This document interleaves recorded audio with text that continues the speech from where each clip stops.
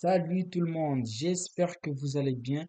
Aujourd'hui, on se retrouve pour une nouvelle histoire. Dans un petit village africain, entouré de champs de mil et des forêts anciennes, vivait un jeune homme nommé Kofi. Il était pauvre, très pauvre. Sa maison n'était qu'une petite case de terre séchée. Son lit, une natte usée posée à même le sol. Dans son cœur brûlait une flamme plus grande que la pauvreté, l'espoir. Kofi rêvait d'un avenir meilleur. Il rêvait d'aller à l'université, de devenir médecin, de sortir sa mère de la misère. Chaque matin, pieds nus, il parcourait plusieurs kilomètres pour aller vendre un peu de charbon au marché. Ce n'était presque rien, mais il gardait toujours quelques pièces dans une petite boîte cachée, son trésor secret pour l'avenir. Et au milieu de cette vie difficile, il y avait Awa, la plus belle fille du village, au sourire lumineux. Hawa et Kofi s'aimaient depuis l'enfance. Ils avaient grandi ensemble, ri ensemble et juré sous l'arbre sacré du village de se marier un jour, quand leur rêve serait devenu réalité. Mais il y avait aussi Tano, le meilleur ami de Kofi, un garçon rusé, ambitieux mais rongé par l'envie. Car Tano, lui aussi, aimait Hawa en secret. Il était jaloux. Il voulait pas que Kofi marie Hawa. Un soir de pleine lune, Hawa dit à Kofi, je crois en toi, Kofi. Un jour, tu réussiras et je serai fier de toi. Ces mots réchauffèrent le cœur du jeune homme. Mais dans l'ombre, Tano observait. Chaque geste tendre entre eux était une blessure pour lui. Chaque sourire était comme un feu qui brûlait son âme de jalousie. Et puis, un bon jour, tout bascula. Le chef du village annonça que de riches commerçants de la ville viendraient chercher des épouses pour des mariages prestigieux. Les familles espéraient voir leurs filles mariées dans l'opulence. Tano, qui est à tout pour détruire Kofi, fit courir une rumeur. Kofi est pauvre et n'a rien à offrir à Awa. Si Awa reste avec lui, il connaîtra la famine et la souffrance. Mais moi, je peux lui offrir une meilleure vie. Awa, troublé, commença à douter. Les promesses de Kofi étaient belles, mais fait-elle vraiment remplir son ventre vide et celui de ses futurs enfants? Un soir, alors que Kofi lui apporta un bracelet qu'il avait fabriqué de ses mains, Awa détourna le regard. Il avait pris sa décision. Il épousa Tano. Pour Kofi, ce fut comme le ciel s'était écroulé. Sa fiancée, son meilleur ami, ceux qu'ils aimaient le plus l'avaient trahi. Mais derrière ce mariage se cachait une vérité encore plus sombre, car Tano n'avait pas seulement utilisé des mots pour séduire Hawa. Non, non, non, non. Il avait allé, non, il est allé consulter un marabout puissant, un homme craint dans toute la région. Le marabout lui avait dit, si tu veux prendre la femme de ton ami et détruire son avenir, il faut un sacrifice. Mais pas un sacrifice ordinaire, non, un sacrifice humain. Et Tano, aveuglé par son désir d'obtenir Hawa, avait accepté. Une nuit, dans le silence de la brousse, il offrit la vie d'un innocent au marabout.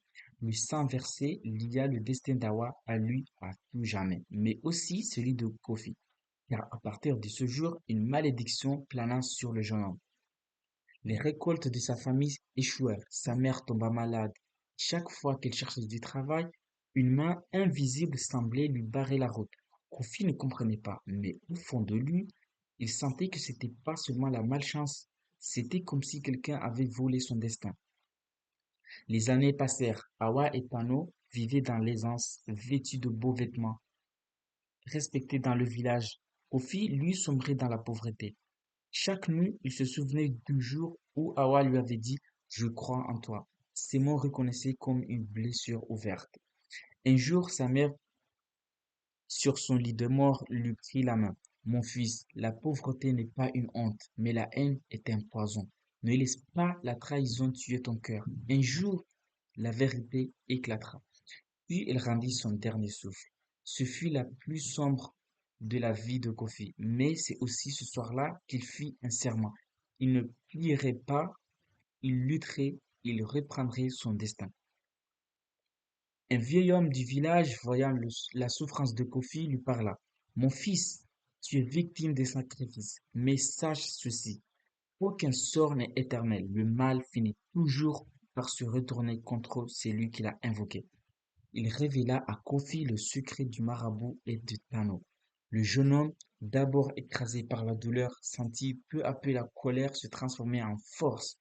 Il décida de quitter le village pieds nus avec seulement un petit sac. Il marcha vers la grande ville. Là-bas, il travailla dur sur les marchés, maçon, vendeur ambulant. Il accepta chaque tâche avec courage. Et la nuit, à la lumière d'une bougie, il étudia chaque fois, encore et encore, et encore et encore.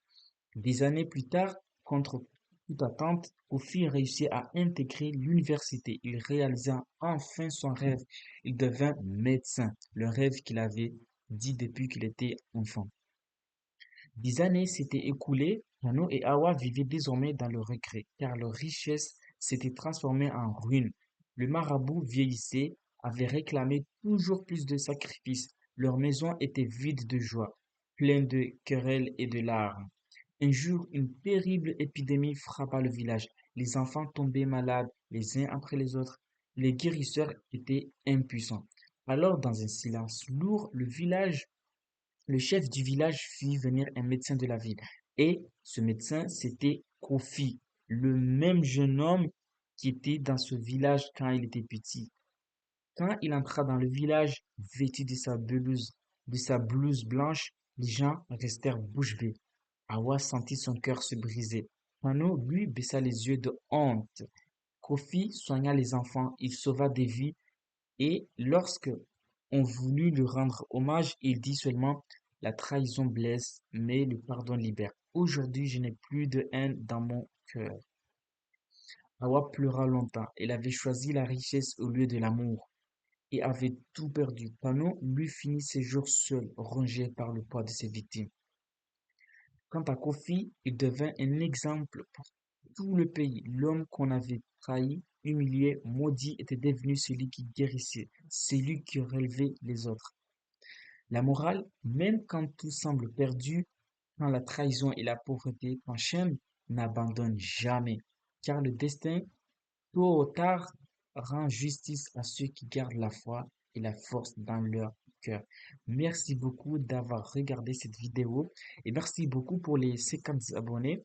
J'espère que tu es abonné. Si ce n'est pas le cas, alors abonne-toi, aime cette vidéo, fais un petit commentaire, partage cette vidéo pour m'encourager à faire plus de vidéos. Merci beaucoup, je compte sur toi. À très bientôt.